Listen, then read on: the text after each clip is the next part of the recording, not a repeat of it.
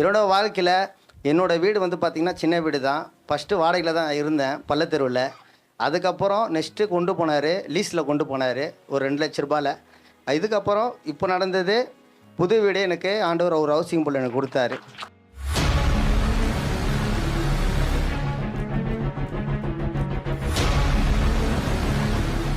அப்பா சொல்லியிருப்பார் 2025 11ஆம் மாதம் 2ஆம் தேதி.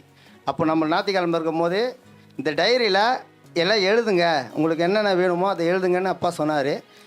நான் வந்து இதில் எழுதியிருப்பேன், வீடு எழுதியிருப்பேன், ஆட்டோ எழுதியிருப்பேன், ஒரு கடை எழுதியிருப்பேன், நகை எழுதியிருப்பேன். அந்த டைமில் அவர் ஏதோ சொல்லும் போது அந்த டைமுக்கு குறிச்சி வச்சிங்க. அதேமாரி 4/2/11/2025 அப்போது நான் ஜெபிக்கும் போது ஆண்டவர் என் உணர்த்தினார், பாரு கேள் பெற்றுக்கொள். அந்த வார்த்தையின்படி ஃபஸ்ட்டு நான் ஹவுசிங் போர்டு போய்ட்டு பார்த்தேன். அந்த வீடை பார்க்கும் போது நான் ஜெபம் பண்ணேன். அதுக்கப்புறம் வீட்டுக்குள்ளே போனேன். வீட்டுக்குள்ளே போய்ட்டு வீடை பார்த்தேன்.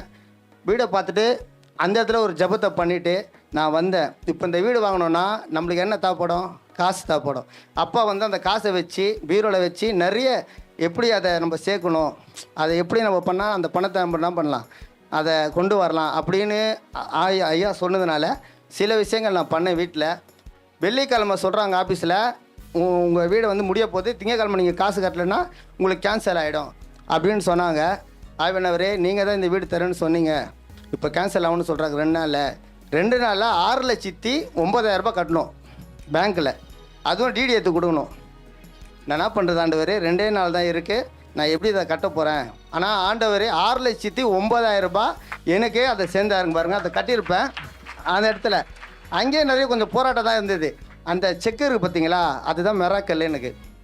ஏன்னா டிடின்றது வந்து காலையில் போனால் சாயந்தரம் கிடைக்கும், இல்லை எப்போனா கிடைக்கும். நான் போன டைம் 3:30 மணி, மதியானம் 3:30 மணி. அதுக்கப்புறம் போய் லைனில் நின்றா பெரியவங்களாம் நிற்கிறாங்க 1000 ரூபாய் வாங்குறதுக்காக. அந்த 1000 ரூபாய் காசு கொடுக்க நிற்கிறாங்க. நான் வந்து 15ஆவது நிலையில் நிற்கிறேன். நான் ஆவியில் பேசிகிட்டே இருக்கேன், டன்ஸில் பேசினே இருக்கிறேன். ஆவியானவரே உதவி செய்யுங்க. அப்பா சொல்லுவார் தூதரில் கட்ட ஊற்று விடுங்க. அந்த இடத்துல நான் தூதரில் கட்ட ஊற்றேன்.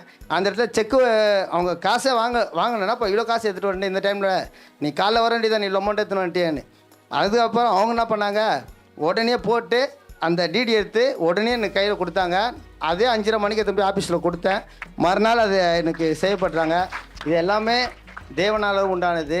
தேவன் வாயில் நம்ம பாஸ்டர் மூலிமா நம்மளுக்கு நிறைய நன்மைகள் அவர் செஞ்சு கொண்டு தான் இருக்கிறாரு. அது விசுவாசிங்க, உங்களுக்கும் அது நடக்கும். விசுவாசித்தால் மகிமையை காண்பீங்கள். சீக்கிரமாக நீங்கள் எல்லாம் காண்பிக்க போகிறீங்க.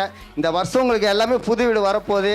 அதேமாரி பாரு கேள் பெற்றுக்கொள். அது வந்து இது வீடு இதுக்கோசம்லாம் இல்லை. நீங்கள் அது நோயாக இருக்கும், சரீரத்தில் வந்து சில பலவீனம் இருக்கும், நீங்கள் அதெல்லாம் பாருங்கள். உங்களுக்கு எதுனா தேவையோ நீங்கள் கேளுங்க, அதை சீக்கிரமாக பெற்றுக்கொள்ளுங்கள். நீங்கள் என்னெல்லாம் நினைக்கிறீங்களோ உங்கள் லைஃப்பில் உங்களுக்கு என்ன தேவையோ, பிள்ளைங்களுக்கும் சொல்கிறேன், உங்களோட லைஃப்பில் நீங்கள் கேளுங்க, ஆண்டவர் கண்டிப்பாக உங்களை சந்திப்பார். நீங்கள் அது போல் நடங்க. அவர் இருக்கிறாரு, நம்ம கூட இருந்துட்டாவே போதும், நம்மளுக்கு உணர்த்துவார். ஒரு விஷயமும் அவர் வந்து எனக்கு, நான் அவர் ஜெபம் பண்ணி தான் ஒரு காசியம் கொடுத்தேன். எனக்கு உதவி சேர்ந்த என் கர்த்தர் கிருபைக்கும் நன்றி. என் தாசன் அப்போ அவர் மூலிமா வர வார்த்தைகள் ஒரு நாளும் பொய்யாகாது. என் தேவனால வார்த்தை, அதை நம்ம விசுவாசிங்க. அது கண்டிப்பாக உங்களை நீங்கள் மகிமையை காண்பீங்க.